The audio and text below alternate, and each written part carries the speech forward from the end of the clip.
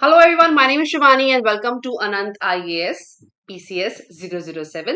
जो बच्चे आज पहली बार इस चैनल पे आए हैं उनके लिए लाइक शेयर एंड सब्सक्राइब का बटन बनता है। और जो बच्चे इस चैनल पे ऑलरेडी अपने आप को सब्सक्राइब करा चुके हैं वो जानते हैं कि हम एक सीरीज कर रहे हैं द हिंदू के न्यूज़पेपर की साइंस और टेक के सेक्शन की के बारे में हम जो आर्टिकल्स आते हैं जिस इस सेक्शन में उसको हम डिस्कस करते हैं, कुछ इंपॉर्टेंट एस्पेक्ट डिस्कस करते हैं और साथ ही साथ हमारे यूपीएससी का जो सिलेबस है उसको भी हम एड्रेस करते हुए चलते हैं। उसके पहले मैं बता दूं कि आज हम GS1 और GS3 के इंपॉर्टेंट एरियाज को पढ़ेंगे, सिलेबस में देखेंगे कि एक्चुअली जब बच्चे मुझे पूछते हैं कि मैम GS3 के बारे में ज्यादा बात करती है, GS1 2 और 4 को क्या करें, तो मैं आपको बताऊंगी कि एक्चुअली GS1 और GS3 पे मेरा कंसंट्रेशन क्यों रहता है, क्योंकि जो साइंस और टेक का एनालिसिस है उसकी इंपॉर्टेंस या फिर उसका वेटेज GS1 और GS3 में ज्यादातर रहता है। इस वजह से GS2 को मैं स्किप कर देती हूँ। जो बच्चे ऑलरेडी प्रिपरेशन कर रहे हैं उनको पता है, जो नहीं कर रहे हैं उनके लिए आज हम बात करेंगे। पर उसके पहले से भी पहले आप सभी को इंडिपेंडेंस डे की हार्दिक शुभकामनाएं। वैसे इस पिक्चर में सिर्फ आपको बेस्ट विशेस या आपके लिए सेलिब्रेशन का मैसेज नहीं है, इसमें एक सवाल भी है इस स्क्रीनशॉट में। अगर आप देखें यहाँ तो बच्चे जा रहे हैं झंडे को लेकर के, हमारा प्यारा तिरंगा। लेकिन इस पिक्चर में आप देखेंगे स्क्रीनशॉट है एक चैनल से जहां पे लिखा हुआ है India celebrate 77th independence day, PM's address to the nation. सवाल क्या है कि सवाल ये है कि 15 अगस्त को हम लोग अपना इंडिपेंडेंस डे मनाते हैं और 26 जनवरी को हम अपना रिपब्लिक मनाते हैं, राइट। सवाल है 15 अगस्त। तो कुछ बच्चे ये समझ नहीं पाते हैं कि भैया ये कौन सा इंडिपेंडेंस डे का सेलिब्रेशन है, ये 76 है या 77 है, अगली बार क्या होगा 78 आ जाएगा। तो जब 77 इस बार लिखा है तो अगली बार आप 78 लिखोगे ना, नेचुरल है। लेकिन जो बच्चे इसको फॉलो अप नहीं कर पाते उनके लिए मैं बता दूं कि लिखा जाता है वर्षगांठ, ठीक है। वर्षगांठ लिखी जाती है कि हमारा एक साल कंप्लीट हुआ और नेक्स्ट ईयर हम इंडिपेंडेंस ईयर में हम आ गए। इसलिए आपको कुछ चैनल में आपको आपको कंफ्यूजन क्रिएट करने के लिए लिखा हुआ है 76 और 77। मैं आपको बता दूं कि इस बार 77 है, मतलब हम 77 में एंटर कर गए हैं और 76 हमने कंप्लीट कर लिया है। लाइकवाइज नेक्स्ट ईयर हमारे लिए 78th इंडिपेंडेंस डे होगा नेचुरली, और 77 हम इस साल कंप्लीट कर लेंगे। दूसरा सवाल ये है कि इस दिन क्या होता है।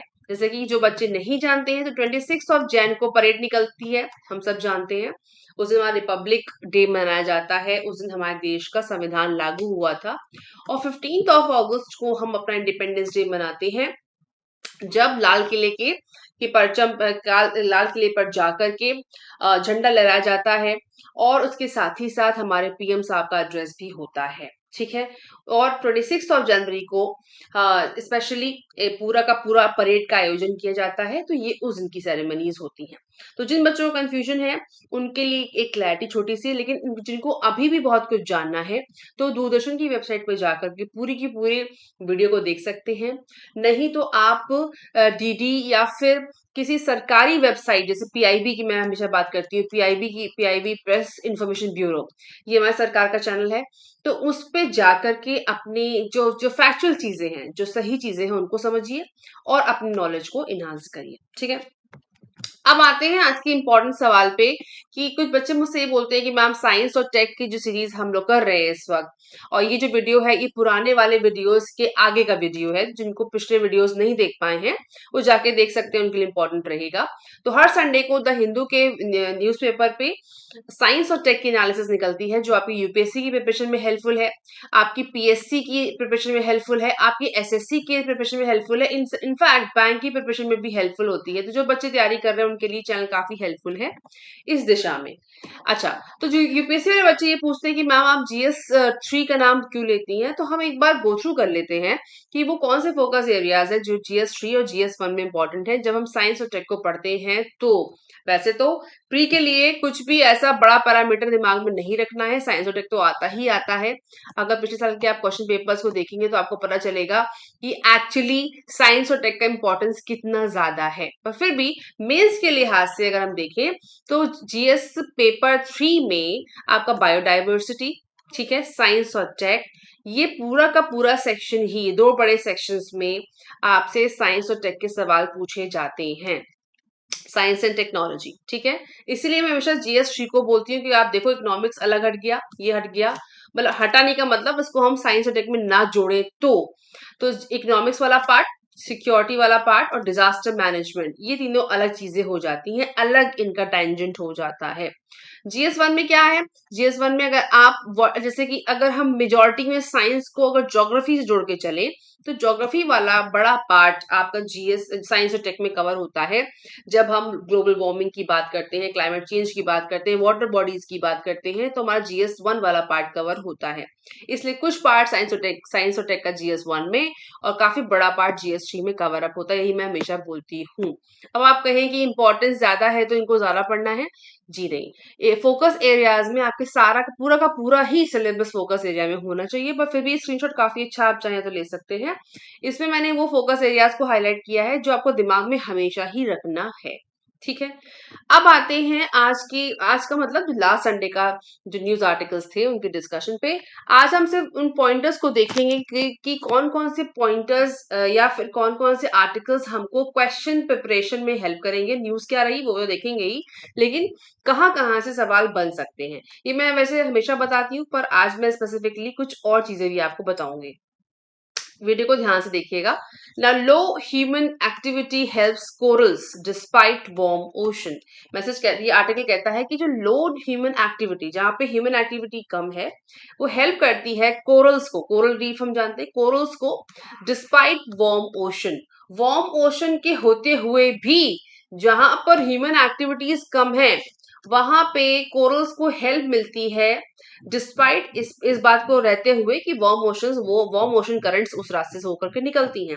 अब देखिए ये जो आर्टिकल है ये आपका प्योरली, अगर सिर्फ आर्टिकल की मैं बात करूं, जो हेडिंग की बात हो रही है वो प्योरली ज्योग्राफी का की तरफ हमको लेकर के जाता है, पर ये साइंस और टेक में छपा हुआ है। जैसे कि हम पहले पीछे जाएं तो ज्योग्राफी का आपका water currents, water bodies, natural resources, climate change वाले में सेक्शन में भी कवर होता है।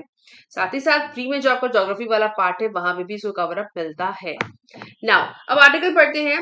Simultaneously mitigating human impacts on land and sea reduced coral loss during an unprecedented marine heat wave in Hawaii and supported coral reef persistence after the heat wave, according to a paper Nature में छपा है ये कि simultaneously बराबर human impacts को कम करने के बाद कम करना on land and sea reduced, और जमीन पे और समंदर पे रिड्यूस करता है कोरल लॉस को during an unprecedented marine heat wave in Hawaii and supported coral reef persistence after the heat wave, according to a paper. Right? Now, try to understand the same phenomena कि जब warm ocean currents क्या होती हैं आपको geography में पता होना चाहिए। साथ ही साथ कोरल रीफ्स कहाँ पर पाई जाती हैं पूरे वर्ल्ड ज्योग्राफी में, यू शुड नो। तब आप समझ पाएंगे कि एक्चुअली किस वाटर करंट की बात हो रही है और हवाई के पास कौन सी वाटर करंट ड्राइव होती है जिससे जिससे इम्पैक्ट कोरल रीफ्स पे आता है। और छपा है नेचर में। The coral reef ecosystem are frequently impacted by human activity on land and in the sea. Land-based disturbances include waste water pollution and sea-based disturbances. Right? इसके बाद यहाँ से सवाल आराम से बन सकता है। अगर आप सवाल से प्री के लिहाज से सवाल बनाएं तो यहाँ पे सवाल आपसे वन लाइनर पूछा जा सकता है कि भैया कि ह्यूमन इम्पैक्ट को कम करने के बाद या ह्यूमन इम्पैक्ट से क्या कोरल रीफ इम्पैक्ट होती है, तो answer is yes. But heat waves, marine heat waves भी कोरल रीफ्स को इम्पैक्ट करती हैं। तो जब तक आपने करंट्स के बारे में नहीं पढ़ा होगा you would not be able to understand कि वार्म वाटर करंट से क्या इम्पैक्ट पड़ता है, क्या चेंजेस आते हैं। अभी आर्टिकल कहता है कि ह्यूमन इम्पैक्ट से क्या होता है वो पढ़ना जरूरी है। साथ ही साथ एक शॉर्ट एब्रीविएशन यहाँ दिया हुआ है NOAA, मतलब है कि national oceanic and atmospheric administration, NOAA इसका शॉर्ट फॉर्म, फुल फॉर्म, और साथ ही साथ इसकी जो वेबसाइट है that is very helpful to understand the climate changes phenomena if you want to know more about that, तो ये पढ़ना जरूरी है। कभी कभी इस तरह के शॉर्ट एब्रीविएशन पूछे आते हैं जहां पे आपके प्री में कुछ पॉइंटर्स डाले आते हैं आपको कंफ्यूज करने के लिए, पर अगर आपने आर्टिकल ठीक से पढ़ा है then you would be able to answer. हो सकता है कि आप रीफ्स और कोरल रीफ के बारे में आंसर कर ले जाएं, थोड़ी अंधी भी चलेगी, लेकिन अगर आपने शॉर्ट एब्रीविएशन नहीं पढ़ा होगा, उस वेबसाइट पे आप नहीं गए होंगे, नेचर को आप नहीं जानते कौन सी मैगजीन है क्या छापती है, तो कंफ्यूजन होना लाजमी है। उसके बाद एक फैक्ट है यहाँ पर, it encompassed an unprecedented marine heat wave in Hawaii in 2015 when ocean temperatures were 2.2 degrees Celsius higher than normal। ये जो 2015 का फिनोमेना लेते हैं कि भैया 2015 का टारगेट या प्री इंडस्ट्रियल एरा का टारगेट, उसको भी दिमाग में रखिएगा, वो कभी कभी मेंस में लिखने को आपको आएगा या फिर प्री में पूछा भी जा सकता है, राइट। अब आगे आते हैं, ये साइंस टेक में नहीं छपा लेकिन इस हफ्ते की न्यूज में था कि flying fox bats for vigilance while day roosting point study. ये आर्टिकल मैंने जानबूझ के ऐड ऑन किया है, पर क्योंकि कभी कभी साइंस और टेक पे ऐसे अप्लाइड क्वेश्चंस आते हैं जो आपका साइंस और टेक में नहीं है, पर आप कंफ्यूज हो जाते हैं। पहली बात तो ये कि फ्लाइंग फॉक्स कहाँ पाए जाते हैं, अगर इंडियन हटा दे तो सिर्फ पूछे कि फ्लाइंग फॉक्स कहाँ पाए जाते हैं तो आप कंफ्यूज हो जाओगे, जो कि लिखा हुआ है कि इंडियन फ्लाइंग फॉक्स। तो जो चमगादड़ है उनका नाम है इंडियन फ्लाइंग फॉक्स। उसके बाद स्टडी कहती है India largest species of bats named after canine canine, fable to be sliced, spend 7% of its day roosting time being environmentally vigilant, a new study has said। तो ये पूरा का पूरा article flying fox पे है, ये मैमल्स है या नॉन मैमल्स है ये आपको पता करना है। मैंने जानबूझ के आर्टिकल को ऐड किया है सो दैट कि you would do some research by yourself. जब हम किसी आर्टिकल को पढ़ते हैं, न्यूज इकट्ठा करते हैं तो हमारा दिमाग ज्यादा चलता है। अब ये मैमल्स होते हैं या नहीं आपको पता होना चाहिए, ये इनका नॉर्मल डे रूटीन क्या होता है, ये किस रूस्टिंग की बात हो रही है, ये किस वाइल्ड लाइफ प्रोटेक्शन एक्ट के अंदर आते हैं, ये किस एरिया में पाए जाते हैं, सारे के सारे सवाल आपसे प्री में पूछे बड़े आराम से बन जाएंगे। और अगर आपने पहले के क्वेश्चन पेपर्स देखे होंगे then you would be able to realise कि ऐसे सवाल पूछे गए हैं। अगर आपसे ये मैं पूछूं कि फ्लाइंग फॉक्सेस आर मैमल्स और नॉट, तो पहले आपको पता होना चाहिए कि भाई फ्लाइंग फॉक्सेस कहाँ पाए जाते हैं, क्या वो मैमल्स हैं या नहीं है, एरिया क्या है, सब कुछ आपको नोट्स में लिखा होना चाहिए, then you would be able to answer, right. तो ये आपके लिए एक होमवर्क भी है। उसके बाद रोइंग टू सक्सेस, ये जो स्क्रीनशॉट है अभी इसी हफ्ते की न्यूज में है, आप चाहें तो गो थ्रू कर सकते हैं, सारी की सारी न्यूज द हिंदू की वेबसाइट पे अवेलेबल है। ये लिखा हुआ है कि वियमपुरम चुंदन snake boat of Palarthiruthi Boat Club racing to victory at the 69th edition of Nehru Trophy boat race on the Punamada Lake in Alappuzha। Alappuzha नदी के बारे में पूछा गया पहले भी, जो बच्चे बैंक और एसएससी की तैयारी कर रहे हैं उनको पता होना चाहिए कि नेहरू ट्रॉफी बोट रेस के लिए होती है, फैक्चुअल है, पूछा जा सकता है, इसलिए मैंने इसको ऐड किया। ये जो बोट रेस है आप देख रहे हैं कि जो ये बैठे हुए सवार को चला रहे हैं, एक स्नेक की डिजाइन, स्नेक बोर्ड इसलिए कहा है, एक स्नेक की डिजाइन बनती है जब ये चलाते हैं, इसलिए इसको स्नेक बोर्ड कहा जाता है। और नेहरू ट्रॉफी का नाम है तो मैंने इसको स्क्रीनशॉट लिया आपके लिए for bank and SSC specifically. UPSC में शायद ना पूछा जाए पर आपको पता होना चाहिए कि अलापुजा जो है नदी है वो कहाँ है, पुनामड़ा लेक कहाँ पड़ती है, जैसे कि लेक और रिवर्स पूछे जाते हैं। अब आते हैं TB detection India far from meeting the 2025 गोल। अगर आप सीरीज में देखेंगे तो आपको पता चलेगा कि लास्ट 4 हफ्तों से 4-5 हफ्ते फॉर श्योर टीबी के बारे में काफी न्यूज छप रही है। टीबी डिटेक्शन, टीबी के गोल्स, 2025 के गोल्स, इंडिया का टारगेट क्या उसके बारे में काफी छप रहा है। तो मुझे नहीं डाउट है कि मेंस में सवाल बन सकता है जिसमें अभी तक के सारे गोल्स, अचीवमेंट्स, इंडिया का टारगेट, हमने क्या छोड़ा, क्या चेंजेस लाए, हमने कौन से वैक्सीन चेंजेस किए हैं, उसके ऊपर सवाल उठे थे, वो सब का सब आपको रिवाइज करना है, नोट्स बनाने हैं।